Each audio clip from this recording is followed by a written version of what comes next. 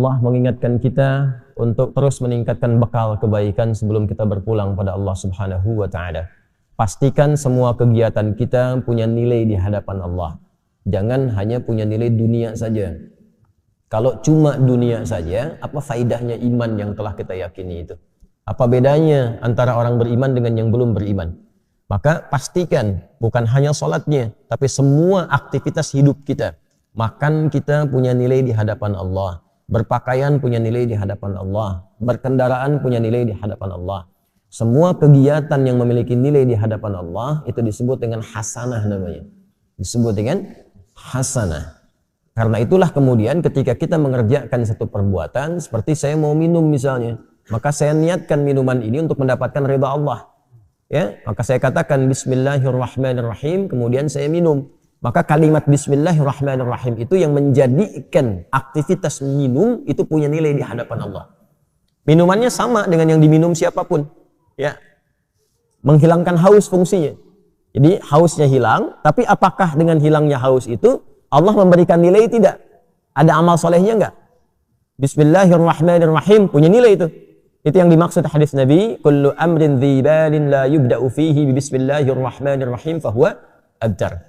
Ya, setiap perbuatan baik, ingat yang baik ya, bukan perbuatan buruk, bukan korupsi pakai bismillah misalnya, tidak, nggak boleh itu. Ya, mencuri pakai bismillah, tidak.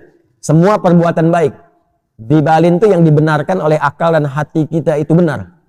Jadi sesungguhnya kalau orang berbuat salah, hatinya pasti menolak. Ya, hatinya menolak, itu bal. Ma fi balika, apa sih yang ada dalam hatimu itu? Ya, kan saya sering katakan begini kalau ingin menguji ya. Anda keluar dari masjid untuk ngetes, bukan dilakukan terus, bukan ya. Untuk ngetes, coba iseng-iseng pakai misalnya, dipakai iseng, bukan dipakai pulang ya. Dipakai iseng misalnya sendal orang lain. Masukin dulu, tes. Itu hati kecil pasti mengatakan, ya itu bal, hati kecil mengatakan, "Hei, itu bukan punya kamu." Pasti itu secara otomatis. Ya, secara otomatis. Lepas lagi tuh, jangan dipotong videonya ya. Saya mesti potong-potong video tuh, ya. Itu ngecek itu seperti itu, hatinya pasti akan protes.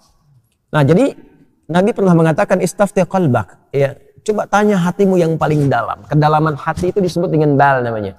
Ma fi balik, ma baluk? Apa sih isi hatimu itu yang membimbing pikiranmu, ya? Nah, dari situ kullu amrin dzibalin, setiap perbuatan baik yang dibenarkan oleh hati kita, membimbing pikiran kita, tapi tidak diiringi dengan Bismillahirrahmanirrahim. Ya, fahuwa abtar. Maka terputus nilai keberkahannya. Artinya nggak ada nilai di hadapan Allah, cuma dunia saja. Nah, setiap perbuatan baik yang diniatkan untuk mendapatkan ridha Allah itu disebut dengan hasanah. Poinnya 10. Setiap perbuatan baik itu poinnya berapa? 10. Itu yang dimulai di Al-An'am ayat 160 tadi. Man jaa'a bil hasanati falahu 'asyru amthaliha. Siapa yang mengerjakan satu perbuatan baik, punya nilai di hadapan Allah, maka nilainya diperintahkan pada malaikat mencatat 10 kebaikan. 10 itu tadi standarnya ya, bukan 1, 2, 3, 4, tidak. 1 ke 2 ya potensinya 500 tahun. 2 ke 3 500 tahun. 3 ke 4 500 tahun.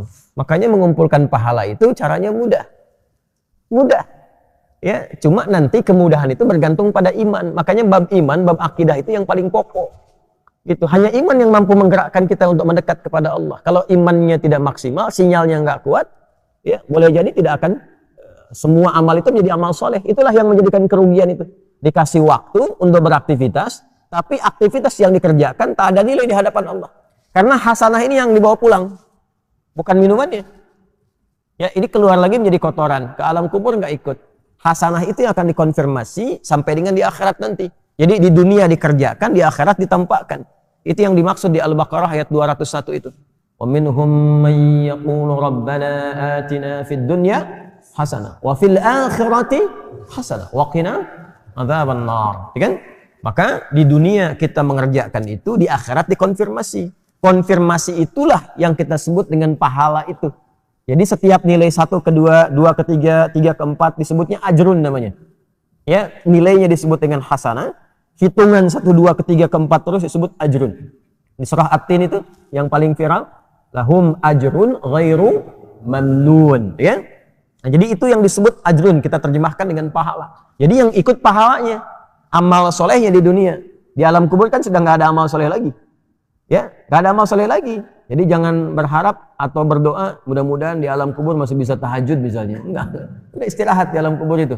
Tinggal ditampakkan pagi dan petang itu, ya, ditampakkan kenikmatan surganya nanti. Kalau dia insan beriman, hadis riwayat Umar bin Khattab radhiyallahu taala anhu tentang sifat surga. Nanti ada kitab Bad'ul Khalqi di dalam Sahih Al-Bukhari. Nanti di subtopiknya yang ke-9 itu tentang sifat abwabil jannah, sifat tentang pintu-pintu surga. Ya, di hadis kedua dari situ adalah hadis dari Umar bin Khattab radhiyallahu taala anhu yang menerangkan tentang bagaimana keadaan di alam kubur ya bagi setiap manusia. Kalau dia min ahlil jannah, ya, in kana min ahlil jannati, jika dia termasuk ahli surga maka ditampakkan surganya setiap pagi dan petang.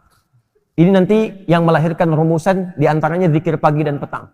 Ya, dan nanti ada hadis-hadis lain tentang fadilah-fadilah keutamaan yang mengantarkan ke alam kubur. Babnya iman, ingat. Babnya iman. Kalau beriman, yakini. Iman kita dipertaruhkan di situ dan tidak akan ada ruginya, toh meninggal juga. Ya kan? Toh meninggal juga. Nah, nanti dikonfirmasi saat di akhirat ditampakkan itu semua dalam bentuk kitab kita. Makanya nanti di surah Al-Isra akan dikonfirmasikan Iqra kitabak kafa bi nafsika al-yawma 'alaika hasiba. Jelas ya? Nah, karena itu disarankan kita mulai meniatkan diri kita sepenuhnya untuk menjadikan semua aktivitas kita punya nilai, menjadi hasanah. Termasuk sholat yang baru ditunaikan. Karena sholat itu ibadah pertama dalam Al-Quran yang disebut dengan hasanah. Quran surah ke-11 Hud di ayat 114. Aqimis sholata tarafain nahar wa zulafan minal layl innal hasanati yudhibnas sayyiat. Kan? Tunaikan sholat dari mulai pertengahan siang sampai dengan ke malam, ya, dari mulai terus sampai dengan subuh sampai dengan ke isya. Innal hasanat, semua salat yang dikerjakan itu menjadi hasanat, jamak dari kata hasanah. Jadi salat disebut dengan hasanah. Karena itu rumusan ibadah kita yang dicontohkan dalam Al-Qur'an, begitu kita akan ucapkan dan mohon kepada Allah menjadi hasanah, salat didahulukan. Inna salati, teruskan ayatnya, wa nusuki wa mahyaya wa mamati lillahi rabbil alamin. Dan ini nanti akan menjadi salah satu di antara 12 doa iftitah. Doa iftitah itu ada 12. Nanti di Sunan Abu Daud yang sangat menyenangi doa ini itu di antaranya sahabat Ali bin Abi Thalib. Sayyidina Ali bin Abi Thalib radhiyallahu taala anhu itu sangat senang dengan doa ini. Beliau membaca dalam salatnya itu wajjahtu wajhiya lilladzi fataras samawati wal arda hanifan musliman wa ma ana minal musyrikin. Inna salati wa nusuki wa mahyaya wa mamati lillahi rabbil alamin la syarika lahu wa bidzalika umirtu wa ana minal muslimin wa ana awwalul muslimin, dengan dua riwayat. Nanti yang Abu Hurairah itu yang meriwayatkan yang Allahumma ba'id, yang Ali bin Abi Thalib yang meriwayatkan wajjahtu. Yang di situ terdapat inna salati. Jadi kita berikrar ke bukan hanya salat kita, semua ibadah kita. Semua ibadah kita, wa nusuki, wa mahyaya, semua kegiatan hidup kita. Ya, wa mamati sampai kita wafat.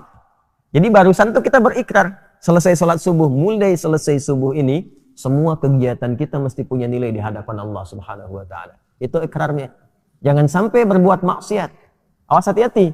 Maka ditutup nanti di ayat 165-nya. Awas, di ujung ayatnya nanti inna rabbaka sari'ul iqab wa innahu ghafur rahim. La ghafurur rahim. Hei, ingat ya, kalau kamu berbuat salah, Allah itu cepat hukumannya. Tapi dalam saat yang bersamaan, Allah sangat maha pemaaf dan pengampun dari segala dosa-dosamu.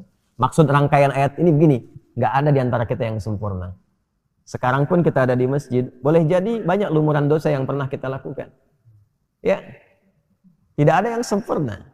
Ada kesalahan, mungkin sebelum berangkat ke sini ada dosa yang diperbuat. Ada kesalahan yang dilakukan. Jangan tunggu untuk bertobat dengan mengakhirkan di akhir waktu. Ya, sungguh orang-orang yang menggantungkan waktu taubatnya itu di waktu-waktu yang panjang sehingga boleh jadi maut datang lebih cepat dari apa yang dia duga. Orang-orang seperti itu mohon izin tidak dapat mendapatkan kesempatan taubat dengan maksimal. Maka kalau kita sadar berbuat salah, kata Allah, hei, jangan malu untuk kembali kepadaku, karena aku la ghafurur rahim. Sepanjang kau mau kembali, aku akan cepat mengampuni dosa yang pernah engkau kerjakan dan menghapuskannya sampai ketika engkau kembali. Jelas? Tapi kalau sengaja ditunda-tunda atau sengaja berbuat dosa, ada beberapa dosa yang dipercepat hukumannya sebagai muqaddimah saat di dunia. Bukan balasan aslinya, sebagai muqaddimah. Muqaddimah itu pun karena ada rahmat Allah di dalamnya untuk mengingatkan dia supaya kembali lagi. Ya. Misalnya pelaku riba dibuat susah, dibuat hilang, hancur harta dan sebagainya gitu kan. Nah, ada yang dosa kepada kedua orang tua, ya dibikin susah nanti di kehidupan, di pekerjaannya, sulit A, sulit B, supaya sadar. Itu nanti ada di Quran surah As-Sajdah itu. Walanudhiqannahum minal 'adzabil adna dunal 'adzabi al-akbar la'allahum yarji'un. Ya. Jadi kami akan timpakan, rasakan ya pendahuluan hal kecil, hukuman kecil untuk menyadarkan hamba itu supaya kembali taubat. Supaya taubat. Jadi jangan tunggu dihukum dulu oleh Allah ya untuk disadarkan supaya kamu taubat. Sepanjang kita merasa ada kesalahan, istighfari, minta ampun, kembali pulang, lalu setelah itu istiqamah mengerjakan kebaikan sampai kita kembali pada Allah Subhanahu wa taala.